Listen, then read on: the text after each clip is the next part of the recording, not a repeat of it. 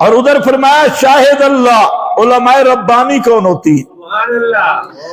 ربانی علماء، فرمایا شاہد اللہ انہ لا الہ الا ہو، اللہ خود گواہے کہ اس کے سوا کوئی بغیر اسباب کے سننے والا نہیں، کوئی حاجتیں پوری کرنے والا نہیں۔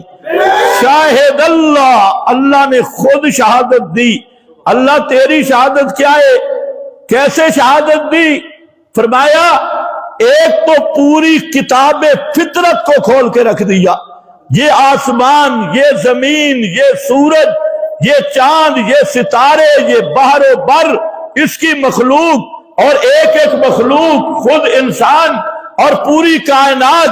اگر کوئی آدمی عقل کی تعصب سے ہٹ کر یہ پوری کائنات کا مطالعہ کرنا شروع کر دے، یہ کتاب فطرت ہے، اس کا ہر ایک برگ، ہر ایک لین، ہر ایک سطر یہ اعلان کر رہی ہے لا الہ الا ہو، اس کے سوا الہ کوئی نہیں۔ یہ اللہ کی شہادت پوری کائنات میں دلائل تکوینیہ، کتاب فطرت کا ایک ایک برگ وہ یہی سبق دے رہا ہے کہ الہ صرف اللہ۔ پھر شہادت اللہ، اللہ نے آسمانوں سے کتابیں بھیجی، زمین سے بعض شخصیات کو منتخب کیا، نبوت اور رسالت دے کر اپنے نمائندے بھیجے۔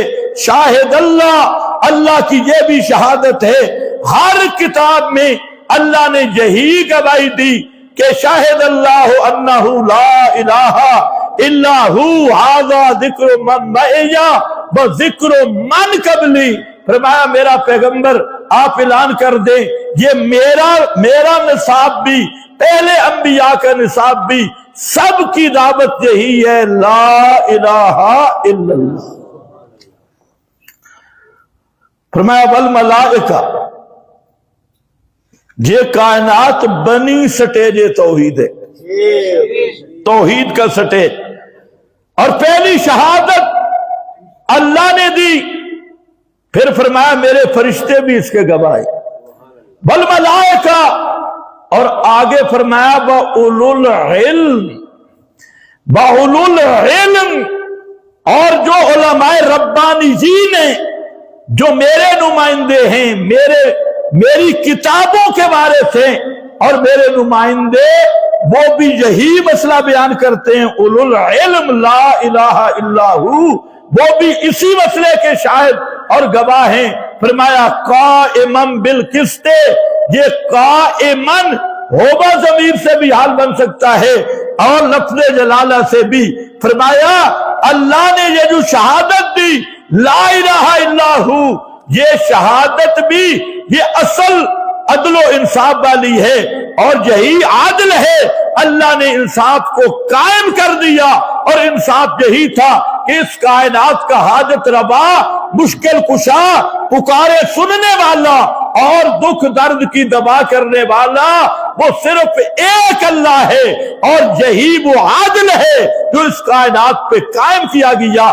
اس عادل کے مقابل ظلم ہے کسی نبی ولی کو حاجت روا ماننا، کسی کو ما فوق الاسباب سمیع ماننا، کسی کو ما فوق الاسباب بصیر ماننا، کسی کو ما فوق الاسباب پکاروں کے لائق ماننا۔ یہ ہے ان الشرک لظلم عظیم۔ اور یہ کیا ہے لا الہ الا ہو قائمن بالقسط، یہ ہے اصل انصاف، اصل عدل۔ تو علماء ربانیین کا تذکرہ کیا کہ اللہ کی شہادت کے بعد فرشتے اور فرشتوں کے ساتھ اولو العلم۔ معلوم ہوتا ہے کہ یہ علماء ربانی وہی ہیں جن کا دل فرشتوں کی طرح کھرا ہے، صاف ہے، اور وہ اللہ کی توحید بیان کرتے ہیں، اور توحید بھی اسی طرح کوئی تلبیس نہیں، کوئی کتمان نہیں، اور بالکل صاف شفاف لفظوں میں توحید بیان کرتے ہیں۔ یہ ہے وہ مشن محمد مصطفیٰ کے وارث لوگ، انہی کی شان ہے العلماء ورثۃ الانبیاء، انہی کا مقام ہے اور انہی کی شان ہے پیغمبر کریم نے فرمایا قیامت کے دن ایسے علماء کو اللہ جمع کرے گا، یہ بیچارے کانپ رہے ہوں گے اور پریشان ہوں گے کہ ہم سے بھی بڑی غلطیاں ہوئی، تو اللہ تعالیٰ فرمائیں گے اگر تمہیں جہنم میں ڈالنا ہوتا تو تجھے قرآن کا نور کیوں عطا کرتا، جاؤ جنت میں۔ سورہ فاطر پڑھ لینا۔ ثم اورثنا الکتاب، ہم نے اس کتاب کا وارث بنایا، استفینا من عبادنا الذین استفینا من عبادنا، ان کو جن کو ہم نے چنا۔ پھر 3 طبقات ذکر کیے، فرمایا کتاب اللہ پہ جو قائم رہے اور اس کتاب کو بیان کرتے رہے، ان کی 3 قسمیں بیان کی۔ ایک وہ ہے سابقم بالخیرات، جو نیکیوں میں بہت آگے ہیں۔ دوسرے مقتصد، وہ جن کے نیکیاں بھی ہیں گناہ بھی ہیں۔ اور تیسرے ظالم لنفسہ، جن کے نیکیاں زیادہ ہیں گناہ کم ہیں۔ اللہ فرماتے ہیں اگر کتاب اللہ کے اس مشن، اس عہد پہ قائم رہ گئے تو اس کی برکت سے میں انہیں ان کے سارے گناہ معاف کر کے 3 طبقوں کو جنت عطا کروں گا۔ یہ وہ وراثت الکتاب ہے، اور یہ وہ علماء ربانیین کی شان ہے۔